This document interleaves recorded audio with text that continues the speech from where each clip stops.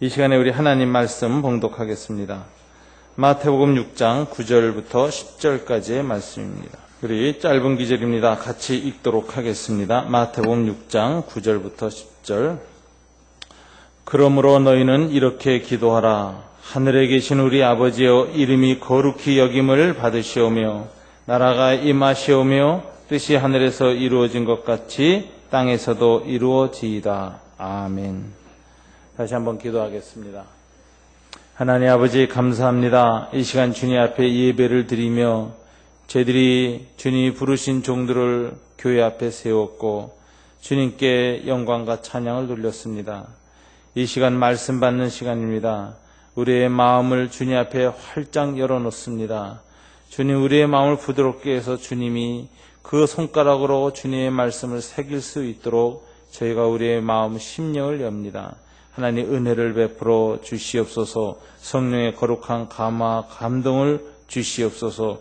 특별히 기도에 대해서 배우게 도와주시고 주님이 원하는 기도하는 자는 어떻게 주님 앞에 서야 할 것인가 생각할 수 있도록 도와주시옵소서. 예수님 이름으로 기도드립니다. 아멘. 주기도문에 들어가면서 주님께서는 9절에 보면 그러므로 너희는 이렇게 기도하라고 하셨습니다. 이 그러므로라는 단어는 앞에 있는 두 가지 교훈을 연결시키는 단어이죠. 바로 바리새인의 외식 기도를 본받지 말라고 하셨고 이방인들의 중언부언하는 기도를 본받지 말라고 하셨습니다. 그리고 그러므로 너희는 이렇게 기도하라 라고 하심으로써 바리새인의 외식 기도와 이방인의 중언부언 기도에 대한 대안을 제시하셨는데 그것이 바로 오늘 주님의 기도 혹은 주기도문이라는 것을 우리는 알 수 있습니다. 이 모델 기도, 대안 기도인 주님의 기도는 크게 두 부분으로 나뉘어져 있습니다. 오늘 읽은 9절부터 10절의 부분과 11절부터 13절 사이로 나뉘어져 있습니다. 이 두 부분의 기도 중에 앞에 부분에 나온 기도, 오늘 본문에 나와 있는 기도가 주님이 원하시는 먼저 구하여야 할 기도라는 것을 알 수가 있습니다. 주님은 항상 기도 가운데에서 우선순위가 있다는 걸 반복해서 강조하셨습니다. 이 31절, 33절 보면은 이방인의 기도와 구별되는 제자들의 기도의 가장 큰 특징은 바로 우선순위가 분명한 기도다라는 걸 이야기하고 계십니다. 31절에 보면 이렇게 얘기하고 있습니다. 그러므로 염려하여 이르기를 무엇을 먹을까 무엇을 마실까 무엇을 입을까 하지 말라. 이는 다 이방인들이 구하는 것이라. 너희 하늘 아버지께서 이 모든 것이 너에게 있어야 할 줄을 아시느니라. 그러므로 그런즉 너희는 먼저 그의 나라와 그의 의를 구하라. 그리하면 이 모든 것을 너희에게 더하시리라. 이방인의 기도와 제자들의 기도의 가장 큰 구별점은 무엇입니까? 먼저 무엇을 구하는가? 기도의 우선순위입니다. 이 기도의 우선순위가 먼저 하나님의 나라와 그의 의를 구하는 것이라고 했습니다. 오늘 주기도문의 구조를 봐도 먼저 이렇게 주님의 나라와 의를 구하는 기도가 먼저 나오고 나머지 11절부터 13절에 보면 일용할 양식, 죄 지은 거 용서해 주는 것이라든가 시련에 빠지지 아니하는 것, 이런 것들을 구하는 것을 보면은 먼저 그리스도인들이 구해야 할 기도가 무엇인가? 바로 하나님의 나라와 의라는 것을 보여주고 있는 것입니다. 이처럼 오늘 기도의 우선순위, 주님의 기도에 있어서도 가장 중요하고 가장 먼저 구해야 할 그 내용, 이건 어떤 기도인가? 이걸 하나하나 자세히 설명하는 것은 제가 작년에 주기도문 강해 설교를 일주일간 새벽에 하면서 이미 테이프도 있고 그때 있기 때문에 이번에는 이렇게 자세히 하진 않겠습니다. 중요한 특징만 집어서 우리가 살피도록 하겠습니다. 이 기도문의 이 전반부는 과연 어떤 기도일까, 어떤 성격의 기도일까 하는 걸 좀 생각해 봐야 되겠습니다. 먼저 오늘 이 전반부에서는 기독교인이란 어떤 존재인가를 보여주는 기독교인의 자기 정체성, 아이덴티티에 관한 이 입장이 분명히 드러나고 있습니다. 여러분, 그리스도인들은 하나님 앞에서 어떤 존재로 서 있는 사람들입니까? 두 가지 존재, 자기 아이덴티티가 있는데 베드로는 베드로전서 2장 9절에서 이렇게 말했습니다. 너희는 택하신 족속이요 왕 같은 제사장이라. 앤드류 머레이 박사는 그의 그리스도의 기도학교라고 하는 그 유명한 책에서 그리스도인은 두 가지 기도를 한다. 첫째는 왕의 기도를 한다. 두 번째는 제사장적 기도를 한다. 이렇게 분류를 했습니다. 저는 그리스도인들은 자기가 누구인가, 자기 자아를 반영해서 기도를 하는 것입니다. 이 모든 기도에는 항상 그 기도하는 사람의 자아 인식이 반영되어져서 기도합니다. 내가 누구인가. 내가 아들이라고 여기면 아버지한테 친밀한 기도를 합니다. 아들이라는 생각이 없으면 두렵고 떨리는 기도를 할 뿐입니다. 기도할 때 항상 기도자의 자아가 반영되어지는데 앤드류 머레이 박사는 기도하는 자는 두 가지 자아를 가져야 된다. 첫째는 내가 왕이다라는 것입니다. 하나님이 왕이시고 나는 하나님 앞에 그 왕의 자녀다라는 거예요. 왕의 자녀. 왕의 자녀로서의 기도가 있어야 된다. 그래서 왕적인 기도가 있어야 되고 또 하나님 앞에서 제사장으로서의 기도가 있어야 된다. 그럼 왕의 기도와 제사장의 기도라는 건 무엇인가? 여러분, 왕의 기도라는 건 그 통치가 위로부터 아래로 내려오는 기도입니다. 다스림의 기도입니다. 그러므로 왕의 기도란 뭐냐? 하나님의 다스림이 이 땅으로, 우리 자신에게로, 그리고 우리 주변에게로 성취되어지고 다스림이 실현되어지기를 원하는 기도인데 이것은 위에서 아래로 영향을 미치는 기도다. 그리스도인의 기도는 우리 주변에 영향을 미칩니다. 아래로 영향을 미칩니다. 위로부터의 능력과 위로부터의 힘과 위로부터의 권세가 아래로 내려오는 기도입니다. 이것이 왕의 기도입니다. 예수님의 기도 중에 위로부터의 능력과 은총이 아래로 내려오는 기도들이 있었죠. 병든 자들을 위해서 기도하실 때 하나님의 능력이 임했습니다. 귀신 들린 자들을 내쫓을 때 하나님의 권능이 임했습니다. 온갖 기적과 이사는 다 주님의 왕적 권세, 그분을 통해서 임하고 있는 하나님 나라의 다스림, 그 통치가 실현되어지는 것입니다. 마귀의 통치에 사로잡혀서 마귀의 영역에 갇혀있던 사람들을 풀어내시는 이 놀라운 기도, 이게 바로 왕의 권세가 나타나는 기도인 것입니다.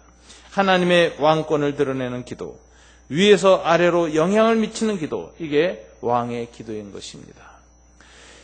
이 기도가 있고 제사장의 기도는 좀 반대입니다. 제사장의 기도는 아래로부터 위로 영향을 미치는 기도입니다. 주변의 사람들의 죄 지은 것, 부족한 것, 연약한 것 모두를 하나님 앞에 들어 올려서 하나님이 용서하시고 하나님이 긍휼을 베푸시고 하나님이 자비를 베푸시도록 하는 기도, 이것이 제사장의 기도인 것입니다. 그래서 그리스도인의 기도는 쌍방향 기도입니다. 위로부터 아래로 내려오는 그 영향력을 드러내는 것이 기도고, 또다시 아래의 문제들이 위로부터 올라가서 위로부터 좀 하나님께 영향을 미치게 하는 기도, 이 기도는 이렇게 쌍방향의 영향이 드러나는 기도다라는 것을 강조하고 있습니다. 오늘 이 전반부 주기도문의 기도는 바로 왕의 기도입니다. 우리 그리스도인들은 하나님 나라의 왕자요 왕녀들입니다. 그렇기 때문에 먼저 그 나라와 그를 위해서 기도하는 것입니다. 여러분, 우리가 이제 생각해야 될 것은 저와 여러분이 하나님 앞에서나 세상 앞에서 나는 누구인가라는 걸 좀 분명히 인식하는 게 필요합니다. 다시 말씀드리지만 하나님 나라의 자녀들입니다. 하나님을 아버지라고 부르는 존재들입니다. 그런데 그 하나님, 아버지이신 하나님은 하늘의 왕이십니다. 온 우주의 주재자이십니다. 그러므로 저와 여러분은 하나님의 왕녀요 왕자들인 것입니다. 조금 좀 유치하긴 하지만 서로 옆을 바라보시면서 왕자님, 왕녀님 하고 한번 말씀 한번 해보십시오. 왕자님이십니다. 왕녀님이십니다. 예. 이 왕가의 일원이 된다는 건 굉장한 특권이면서 사실은 또 의무가 있습니다. 우리가 이제 영국의 그 왕정 제도를 보면 그 왕녀들, 왕자들이 말썽을 많이 일으키는 걸 보지요. 왕가와 왕가의 그 자제들이 그 왕의 위엄, 왕가의 영광을 참 드러내는 바람직한 행동을 하고 할 때에는 굉장히 박수를 받고 찬양을 받습니다.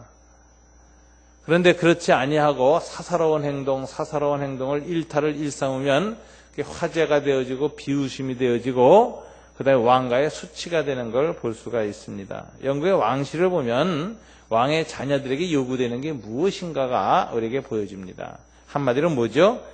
개인적인 것보다는 뭐를 더 이 사회와 국가가 왕실에 요구합니까? 공인으로서의 자세, 공인으로서의 자세죠. 개인 찰스가 아니라 찰스 왕세자로서의 자세를 요구하는 것입니다. 그래서 이 왕실에서 자란다는 것은 특권을 갖고 자라나면서 사실은 좀 짐이 무거운 겁니다. 마음대로 살 수가 없습니다. 항상 공인의식을 갖고 살아야 되는 것입니다. 근데 이 원리가 바로 우리 그리스도인들에게도 적용됩니다.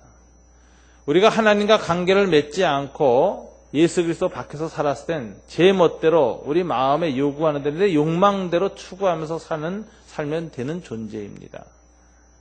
근데 여러분, 예수 그리스도를 영접하고 하나님 아버지, 온 우주의 왕이신 그분의 자녀가 된 다음에는 그 다음부터 우리는 내 사사로운 욕구, 사사로운 욕심, 사사로운 생각으로 살 수가 없습니다. 왕가의 일원이 되었기 때문에 하나님 나라에 대한 공적인 책임과 의무를 먼저 갖는 태도를 갖고 살아야만 되는 입장과 존재가 된 것입니다. 저는 이것을 기도의 공공성이라 이렇게 말하고 싶습니다. 공공의식, 퍼블릭시티. 요즘 한국교회가 너무나 사적이고 사사로운 욕심을 추구하는 모습을 많이 보여서 사회의 빈축을 삽니다. 교인들이 많이 모이고 헌금도 많이 생기고 그래서 인적, 물적인 힘을 갖게 되면 그것을 가지고 이제 일반적으로 하는 것이 이제 큰 교회당을 짓는 겁니다. 그런데 그 큰 교회당을 필요하니까 짓는 건 좋습니다. 근데 그 교회당을 지을 때 어떻게 하든지 사회 공익성을 좀 염두에 두고 좀 지어간다면 얼마나 좋을까. 종교성이나 하나님 앞에 거룩한 그 예배 공동체로서의 특성을 분명히 갖고 있으면서도 그 교회가 부속적인 모든 부분들이 정말 세상과 이웃을 향해서 열어놓고 그 사회에서 못하는 것들을 받아내가 그러면 얼마나 좋을까. 이거 굉장히 중요한 것입니다. 그래서 이 사회적인 공공성을 상실하고 그저 자기네들의 어떤 종교성이나 내면의 어떤 내부의 이 욕구만을 위해서 돈이 쓰여지고 그리고 건물이 지어질 때 사회로부터 비판과 질타를 받는 것이지요. 이게 공공의식을 상실한 기독교의 문제인 것입니다. 더군다나 이 비난을 받는 것은 그렇게 큰 교회들이 그것을 또 사적인 소유로 여겨서 세습을 한다는 것입니다. 여러분, 참 이 세습이라는 것은 옛날에 왕조 시대에나 있었던 것이고 지금 세계에서도 유례없는 북한에 정말에만 일어나는 현상이지 이게 건강한 이 시민사회로 진입한 18세기 이후에 있을 수가 없는 일입니다.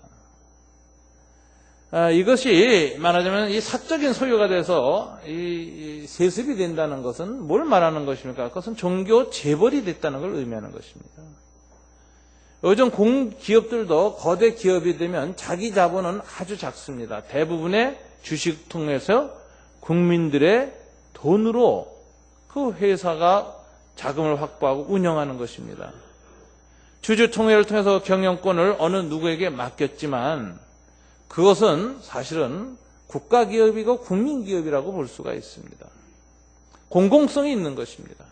근데 그 공공성을 무시하고 지극히 개인적인 사적인 것으로 여겨서 사적인 소유나 사적인 경영권을 강화하기 위해서 온갖 편법을 통해서 사적 소유를 하고 세습시키려고 한다면 그것은 사회의 지탄을 받아 마땅한 것입니다.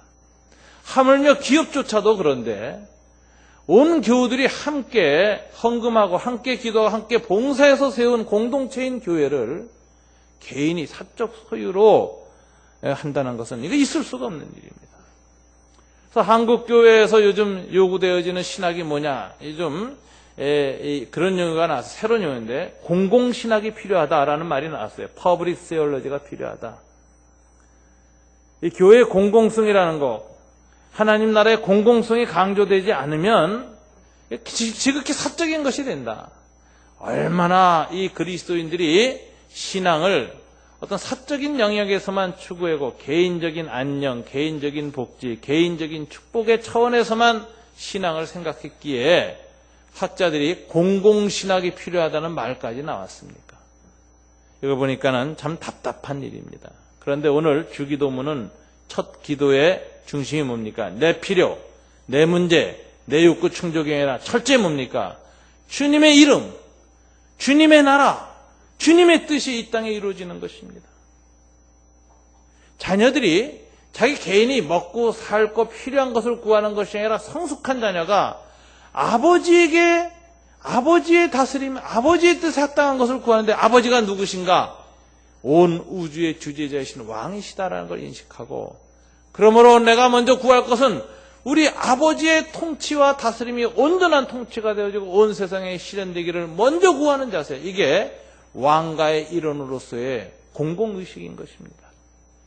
여러분은 하나님 나라의 왕녀, 왕자입니다. 여러분들이 개인적인 것을 구하기 전에 먼저 하나님 나라의 공공적인 그런 정말 가치들, 그런 것들을 위해서 먼저 구하는 태도가 필요합니다. 그래서 예수님의 주기도문의 전반부에서 나타나고 있는 것은 왕의 기도 혹은 왕가의 일원으로서의 공공적인 기도가 오늘 주기도문의 전반부인 것입니다. 예수님은 이것을 한마디로 요약해서 먼저 그의 나라와 그의 의를 구하라. 여기서 다이 3인칭으로 썼지만 사실 뭐예요? 우리 아버지, 우리 아버지의 나라와 우리 아버지의 의를 먼저 구하는 자녀가 되어야 된다. 여러분 주기도문을 통해서 여러분 주기도문을 얼마나 반복해서 외우셨습니까? 매 예배 때마다 외우고 마지막 기도로 끝낼 때마다 주기도문으로 끝냅니다. 그럴 때마다 생각해야 될 것은 내가 개인적이고 사적인 것보다 먼저 무엇을 구해야 된다고요? 하나님 나라의 공공성을 추구하는 기도, 공적인 책임과 의무, 이것을 먼저 가져야 할 것입니다. 사람은 원래 이 사적인 존재고 이 개인적인 자유를 누리길 좋아합니다. 오늘 그 목자 임명 받으신 우리 심지영 목자님도 보니까 굉장히 여유가 있으시고 또 개인적인 삶을 굉장히 이렇게 자유롭게 즐기시는 분이세요. 그래서 제가 교회 들어서서 이제 목자 딱 되신 거 보고 이제 끝났다 하는 생각이 듭니다. 무소속의 자유가 이제 끝났구나, 저분에게서도. 저 자신을 봐도 저는 굉장히 개인적인 자유와 삶을 추구하는 이런 스타일의 원래 사람입니다. 그래서 뭐 A형이 아니라 B형이다 뭐 이런 얘기도 해요. 근데 제가 참 그 삶을 잘 못 살았습니다. 왜요? 예수 믿었기 때문에 그렇게 됐습니다. 예수 믿고 나서부터는 내 개인적인 자유, 내 개인적인 생각, 내 개인적인 뜻, 개인적인 꿈을 가지고 살 수 없고 내 생각보다는 항상 주님의 생각이, 내 뜻보다는 주님의 뜻이, 내 생각보다는 주님의 생각이 먼저 앞세워지는 존재가 되었다는 사실을 신앙이 성숙하면서 깨닫게 되었습니다. 두 번째는 목사가 되어버렸습니다. 목사가 되니까 이게 또 교회 공동체와 하나님에 대한 책임감 때문에 제 생각, 제 마음대로 못 살았습니다. 지금 생각해보면 이건 참 하나님이 저를 특별하게 성숙시킨 한 방식이라고 생각합니다. 그래서 항상 성숙한 왕가의 일원으로서의 책임, 그 다음에 의무를 앞세우는 삶을 살도록 하나님이 훈련시켰습니다. 그래서 저는 이 주기도문의 전반부는 왕가의 기도다, 로얄 프레이어. 구약 성경의 시편에 보면 로얄 삶스라는 게 있어요. 왕을 위한 기도가 계속 있었어요. 이스라엘의 기름 부음 받은 왕이 하나님의 왕권을 드러내는 아름다운 왕이 되게 해달라는 깊은 기도가 성전의 제사를 통해서 계속 올라갔는데 그 로얄 삶스, 이것이 바로 오늘 주기도문을 통해서 주님 우리에게 다시 가르쳐 주시는 것이다. 하나님의 왕국을 위한 기도, 하나님의 왕권을 위한 기도, 하나님의 나라와 그 결과의 의가 하나님의 이 백성들을 통해서 온 세계에 편만하게 펼쳐지기를 원하는 이 기도가 오늘 주기도문의 전반부인 것입니다. 전반부에 이제 세 가지 내용이 있어요. 아버지의 이름이 거룩하게 여기시옵고, 이것이 첫 번째 기도입니다. 우리 아버지여 이름이 거룩히 여김을 받으시오며. 아버지의 이름은 어떻게 거룩하게 여겨집니까? 자식이 바로 살 때입니다. 이 자식을 보면 그 아버지를 본다는 말이 있죠. 자식은 대부분 부모님을 그대로 빼다 박습니다. 자녀들은 아버지가 가르쳐준 대로 자라질 않아요. 아버지가 보여준 대로 보고 자랍니다. 그래서 자식을 가만히 보면은, 야, 저놈의 문제점은 어쩌면 내 문제점을 그대로 빼다 박았을까? 이런 생각이 들 때가 있어요. 어떤 때 자녀의 장점을 보면, 아, 저것은 나에게서 있는 장점이 우리 아들한테도 이어졌구나. 이런 느낌이 있습니다. 자녀들은 다 아버지를 그대로 뵀습니다. 그래서 자녀의 삶과 자녀의 인격 그 자체가 하나님의 인격, 하나님의 원하시는 삶을 드러내는 바로미터가 되고 그리고 거울이 되는 것입니다. 반사체가 되는 것입니다. 우리의 태도와 인격을 통해서 교회를 통해서 우리는 하나님의 이름이 거룩하게 여겨진다는 사실을 알아야 됩니다. 그래서 아버지의 이름이 거룩하게 여겨지기를 구하는 기도는 한마디로 내 삶을 통해서 아버지의 이름이 영광을 받게 해달라고 하는 자기의 삶에 대한 반성, 자기의 삶에 대한 엄숙성, 자기의 삶에 대한 자율성을 다시 한번 되뇌이는 기도라고 할 수 있습니다. 여러분 60년대, 70년대 유명한 부흥사였던 성교계 이성복 목사님이 계십니다. 이성복 목사님이 부흥회를 하고 하나님 나라를 전하고 천국 복음을 전하는데 어떤 분이 아니 꼬운도 비웃듯이 그렇게 물었다 그래요. 그 천국 좀 내게 보여주시오. 그럼 내가 믿겠습니다. 라고 했답니다. 그때 이성복 목사님이 이렇게 말했답니다. 천국 본점은 내 소관이 아니니 보여줄 수 없고 천국 지점은 보여줄 수 있겠소. 바로 내 나를 보시오. 내가 바로 천국 지점이요. 자신의 성결한 삶, 자신의 마음속에 깃든 평화, 자신의 마음속에 깃든 사랑, 이것을 드러내 보이면서 나를 보면 천국 지점을 볼 수 있습니다. 라고 말한 이성복 목사님의 이런 내용은 바로 우리의 삶을 통해서 하나님의 이름이 거룩히 여겨짐을 받는다는 사실을 보여주는 것입니다. 두 번째 기도는 나라의 임하옵시고입니다. 나라의 임하옵시는 하나님의 통치가 임하는 것입니다. 대한민국 영토는 한반도만이 아닙니다. 어디까지 대한민국 영토인지 아십니까? 통치권이 인정되어지는 지역은 다 대한민국 영토입니다. 전 세계의 나라들과 국교를 맺고 그 나라에 대사관이 있죠. 대사관 그 영역은 뭡니까? 대한민국 주권 영토입니다. 그래서 탈북하는 사람들이 그 중국이나 북한에서 나와가지고 그 대사관의 담벼락을 넘어가면 중국이 끄집어내지 못해요. 왜? 그것은 독일 영토고 미국 영토고 프랑스 영토이기 때문에 그렇습니다. 한국 대사관에 딱 들어오면 중국이 어떻게 할 수 없습니다. 한국 영토이기 때문에 그렇습니다. 나라의 임하옵시기라는 게 그런 뜻입니다. 여러분, 저와 여러분의 하나님의 나라가 임하면 이 땅 위에, 이 지상 위에 하나님의 나라가 실현되는 것입니다. 나라의 임하옵시고라는 말은 우리의 삶 속에, 우리의 공동체 속에 주님의 통치가 인정되어지는 것입니다. 내 뜻, 내 감정, 내 생각을 내려놓을 때 주님의 나라는 이 땅에 점점 넓어지고 커지는 것입니다. 내가 나를 주관하고 내 뜻대로 내 생각대로 사는 것이 아니라 하나님이 나를 주관하시고 하나님이 다스려서 주님 뜻, 주님 생각, 주님 뜻에 순종하여 살아갈 때 하나님 나라는 점점 넓어지는 것입니다.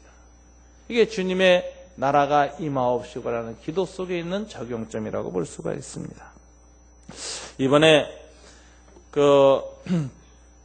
제주에서 장로교 4개 교단이 모여서 연합 예배를 드렸습니다. 4개 교단의 총대들이 다 모여서 각각 총회를 다른 장소에서 하고 수요일 저녁은 다 함께 연합으로 예배를 드리자. 그래서 모였습니다. 모이고 보니까 굉장히 의미가 있는 집회예요.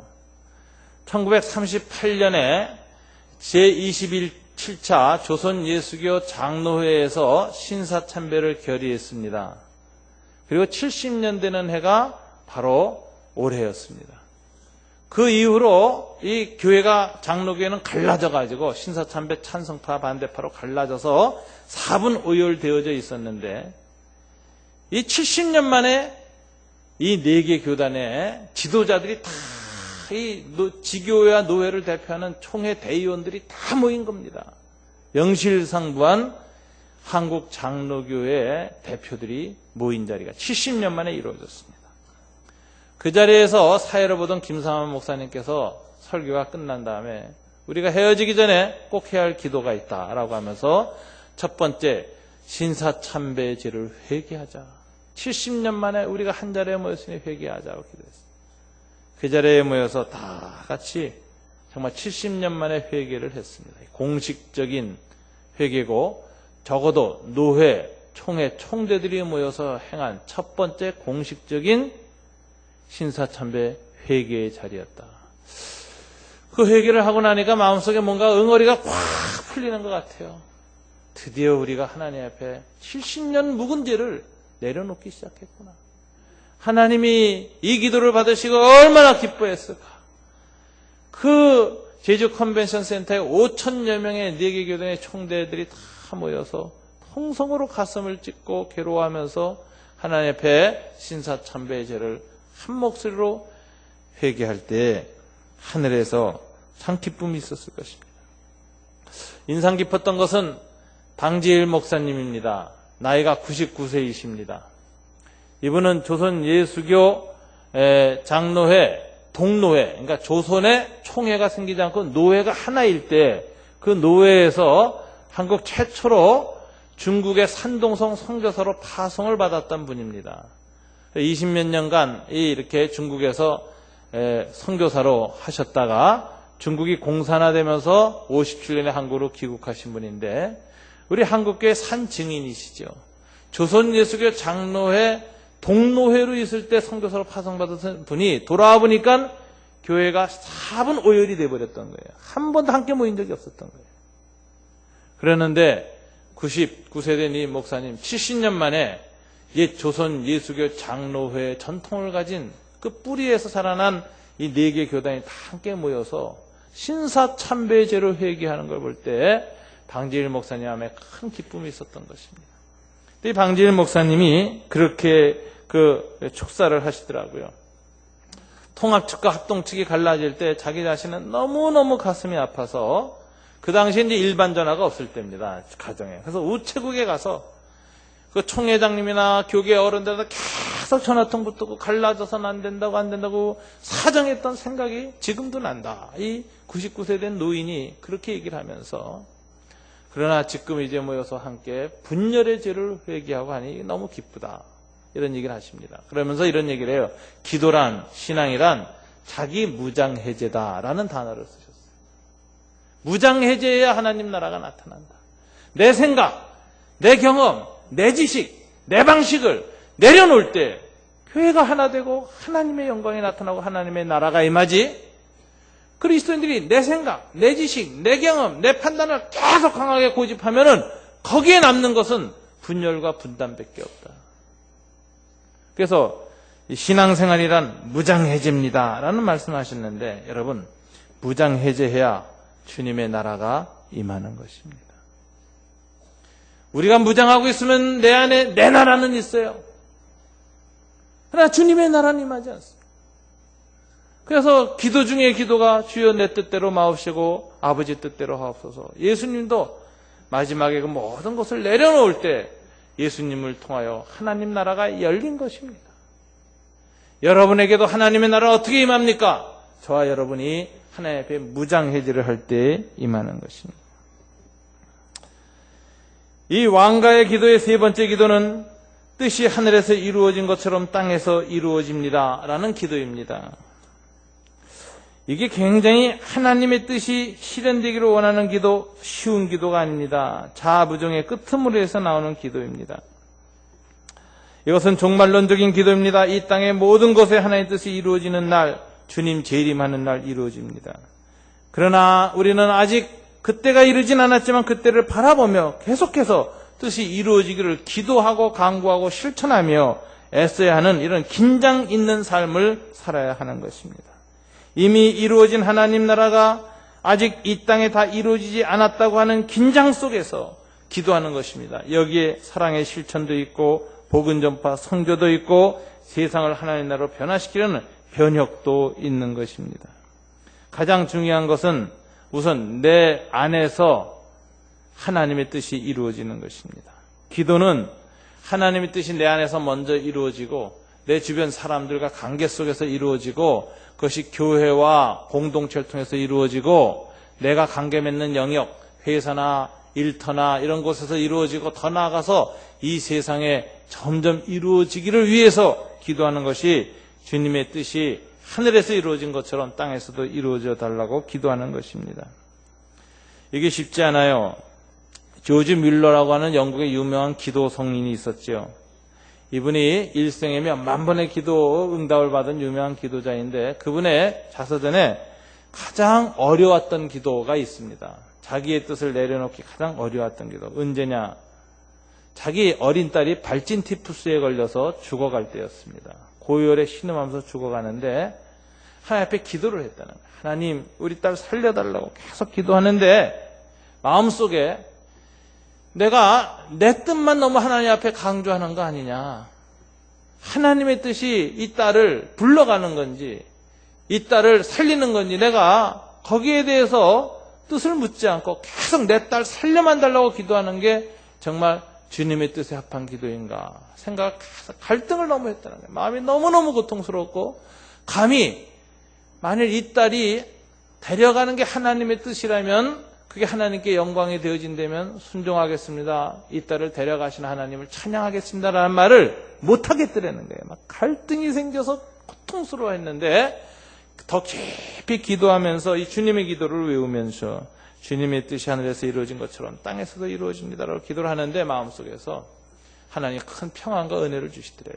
그러면서 어떤 마음이 생기냐면 하나님, 이 딸을 데려가시는 것이 만일 하나님의 뜻이라면 하나님의 영광이 된다면 순종할 수 있습니다. 주님 뜻대로 하시옵소서.